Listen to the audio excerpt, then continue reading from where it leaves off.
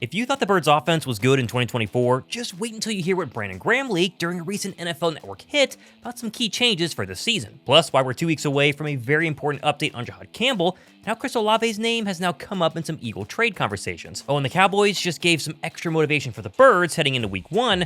Thomas Mott, this is the Thomas Mott Show.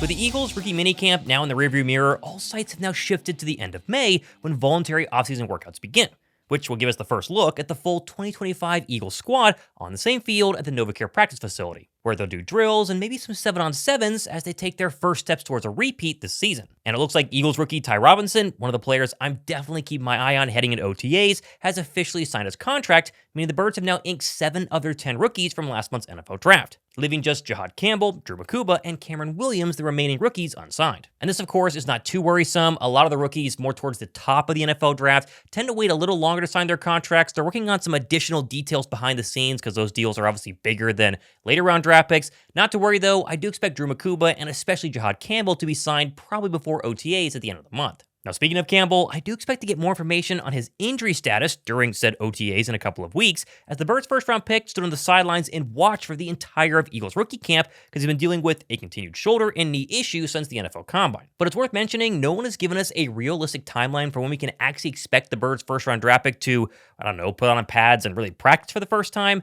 If he doesn't go at the end of this month, I do start to wonder if Week 1 could potentially be in jeopardy. Again, only the Eagles training staff and Campbell himself actually know his status, but definitely worth keeping an eye on when the Birds actually take the field in a couple of weeks. Also worth keeping an eye on is the growing build-up for the Birds' Week 1 matchup against our most hated rival in the Dallas Cowboys, as the Twitter fan battles have now become the new front lines for trash talk until Micah Parsons and CeeDee Lamb took it an extra step further and called out Quinyon Mitchell on camera just yesterday. And I'm sorry, that Quintamino Bay don't last over here, man. That dead. What is that? That's what they call Quinyon Mitchell. What? You guys are right here. They said Guantanamo Bay. That's where they said you headed. Wow. I said, they crazy.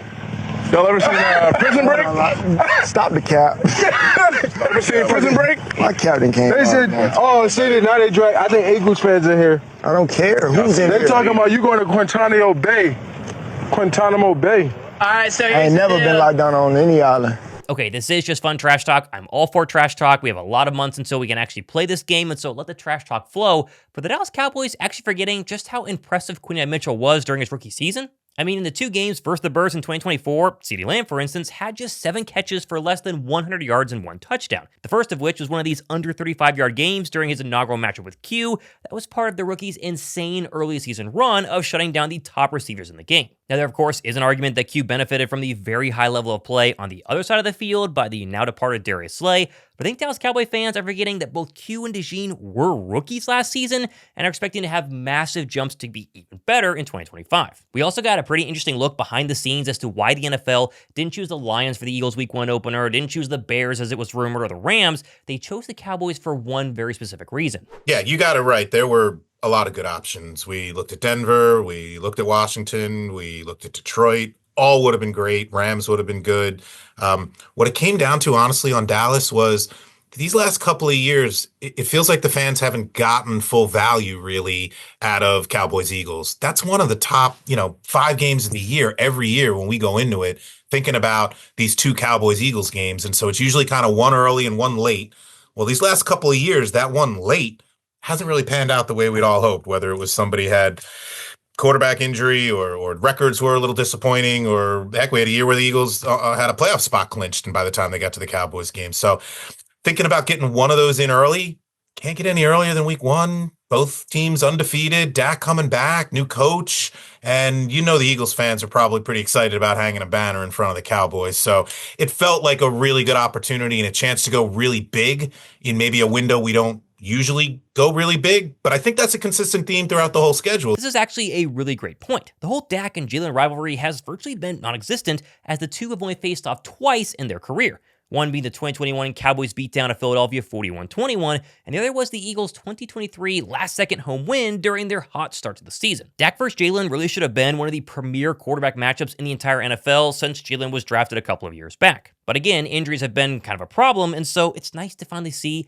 the 2 quarterbacks get their prime time Week 1 brightest stage in the entire NFL showdown I'm picking Hurts, though. Let me know what you guys think down below. Now, moving over to some more speculative news, and I've seen a lot of people mentioning the Eagles linked to a trade with the Saints for wide receiver Chris Olave, which, following the Derek Carr retirement and the fact that the Eagles have a former coach, now the head coach of the New Orleans Saints, I get the idea here, but as usual, I need to be the one to simply point out this is a Yahoo Sports suggested trade. Doesn't mean there's actually any reporting on this matter. And honestly, even if this was legit, I'm not interested in Olave at all. Now, sure, I think he's been a great receiver, at least early on in his NFL career, and would probably fit the Birds' offensive scheme pretty darn well, but he's had multiple concussions the past couple of years and has raised a ton of durability concerns, and for the price, I would guess Philly would pass. Plus, there is the ongoing argument in Philadelphia that any Birds wide receiver 3 is never going to receive enough attention to warrant a big price, which of course Philadelphia saw firsthand this past season with Jahan Dotson, who I argued for months that he's actually still a very solid receiver. He's just not getting the same amount of targets required to go ahead and prove it. And of course, when you play alongside Devontae Smith and A.J. Brown, honestly, why would you?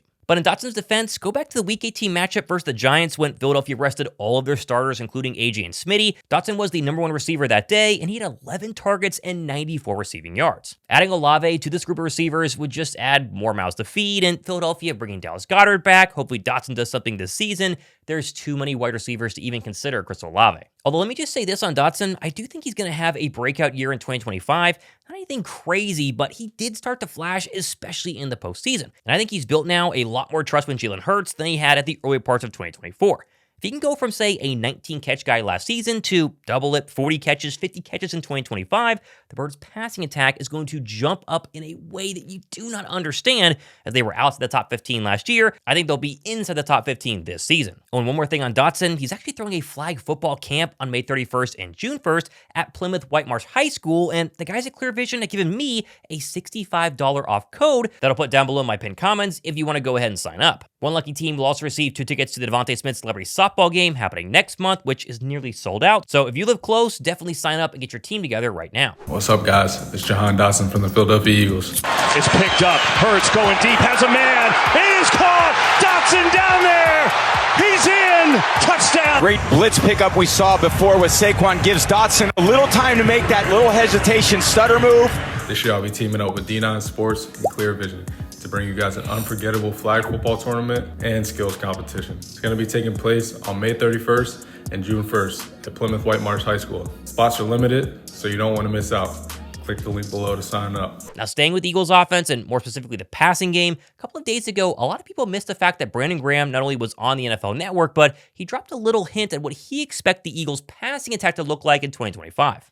In this way, I feel like it's going to be more of a balanced offense this year, and they're going to get it all together. And, the Eagles, my Eagles going back to the Super Bowl. I like it. That's my first take on that. More balance in the Birds offense would definitely be a good thing. I mean, last season, Philadelphia ran the football a ton, which obviously makes sense. It works so darn well. When you have Saquon Barkley, you should run the ball more. But there were some games where the passing attack really did struggle. Think back to, say, the Week 2 loss versus the Falcons, and I really think about the Week 14 win against the Ravens, where for 3 quarters, didn't throw the football very well, and then they eked out a win behind Saquon Barkley and Dallas Goedert. As a whole, statistically, the Birds' run-pass ratio was 58% run to 41% passed. That's the most run-heavy disparity in the entire NFL this past season.